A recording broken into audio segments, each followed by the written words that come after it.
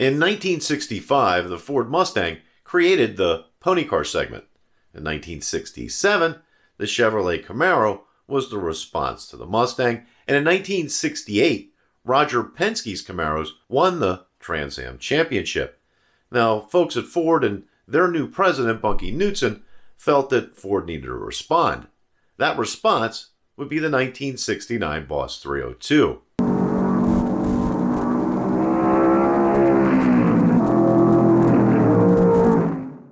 Trans Am's regulations stated the engine could be no more than 5 liters, and that in order to enter the series, a manufacturer had to build at least 1,000 street versions of this car.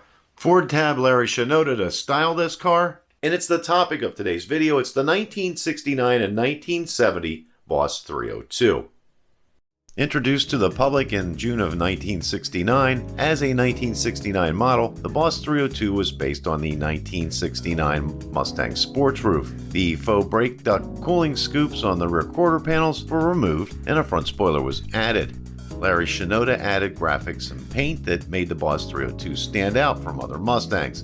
The headlamp buckets were blacked out, the hood, deck lid, and taillight panel were painted matte black, and the sides of the car featured a reverse C-stripe with Boss 302 callouts on the front fenders.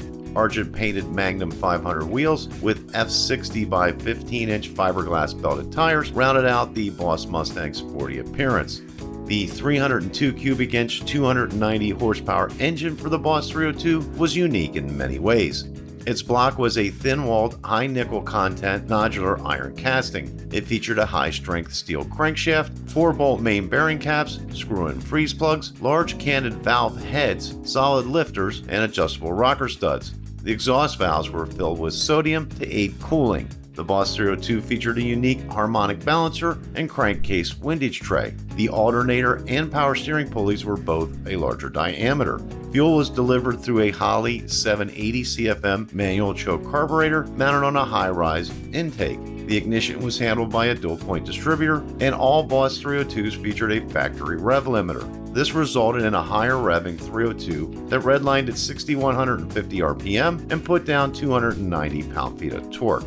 The only available transmission for the Boss Mustang was the Ford top-loader 4-speed with a high-capacity clutch. The standard final drive ratio was a 3.50 housed in a nodular iron casing. For a higher level of handling, Ford added a 16:1 steering ratio steering box, which was 3.74 turns lock to lock. Ford also added a competition suspension, which consisted of heavy-duty front and rear sway bars, heavy-duty front and rear springs, and shocks, with the rear shock placement being staggered to help eliminate wheel hop. Braking was handled by front disc brakes and drums in the rear. Boss 302 options included rear gear ratios of either 3.50, 3.91, and 3.40, and a traction lock rear axle, a functional rear deck spoiler, sports slats for the rear window, dual racing mirrors, power steering, chrome Magnum 500 wheels, AM or AM/FM radio, an 8,000 RPM tachometer, a console, high back bucket seats with comfort weave knitted vinyl, as well as most other Mustang interior options. Air conditioning was not available on a Boss 302. The Automotive Press loved the Boss 302 for its overall balance. Car and Driver magazine stated, "Do whatever you like and the car complies with the accuracy of your shadow. Very simply, the Boss 302 is unshakable. Maneuvers that have been highly unsettling in previous Mustangs have a recreational air about them in the Boss 302. They also stated, if the production cars are anywhere near as good as the prototype, the Boss 302 is easily the best Mustang yet, and that includes all the Shelbys and the Mach 1s. Their test resulted in a 0 to 60 time of 6 seconds flat, and the Boss crossed the quarter mile in 14.5 seconds at 97.5 miles per hour.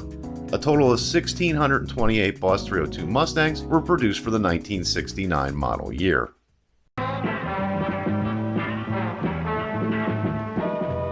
Here's the new Boss Mustang 302 with 4-barrel V8 and your choice of rear spoiler and backlight louvers. What the Boss Mustang says goes. 1970 brought changes to the Boss 302. The C side stripes were replaced with a reflective hockey stick style stripes. The blacked out hood was now striped as well, and Ford added the shaker scoop as an option. The Hurst shifter became standard, the intake valves were made slightly smaller, and cast aluminum valve covers replaced the chrome units from the year prior. A total of 7,013 Boss 302s were produced for the 1970 model year, and this was the final production year for the first generation Boss 302. In 1969, Boss 302 Mustangs did very well in the Trans Am series. Parnelli Jones won his first race at Michigan, and the car took first place several times throughout that year. Ultimately, they fell short once again to the Chevrolet Camaro and Mark Donohue. Now, 1970 was a completely different story. Parnelli Jones and George Follmer won 6 of the 11 races that year. They also placed second 3 times. Those results cemented the manufacturer's title for Ford Motor Company. Now, it probably didn't hurt that Mark Donohue had shifted from Chevrolet to American Motors. American Motors finished second that year, and Chevrolet finished a distant third. The 1969 Boss 302 Mustang was the best overall Mustang released up until that point in time. It handled very well, it had power, and it had torque. Now, it wasn't as quick as some of the big block cars, but those cars were nose heavy. They didn't really handle all that well. The Boss 302 gave you the best of everything. Now, it took a full 42 years before Ford put the Boss 302 nameplate on a car again. I have a video about the 2012 and 2013 Boss 302s, and you can watch that right over here. Now, if you like this kind of content, consider subscribing to the channel. I've got a lot of it on this channel. That's it for today. Thanks for watching. Till next time, we'll see you.